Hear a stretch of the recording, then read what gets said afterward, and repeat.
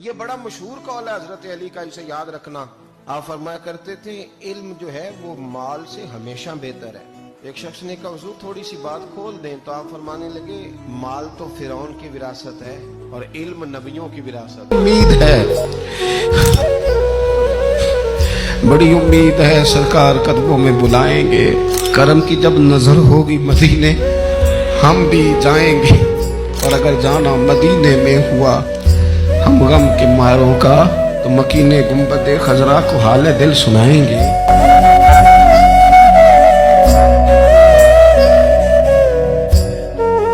صرف روٹی کھلانا ہی صدقہ نہیں، غریب کو پیسے دینا ہی صدقہ نہیں۔ ابن ماجہ میں حدیث ہے، نبی پاک علیہ السلام نے فرمایا سب سے افضل صدقہ یہ ہے کہ بندہ علم سیکھے اور پھر دوسروں کو سکھائے۔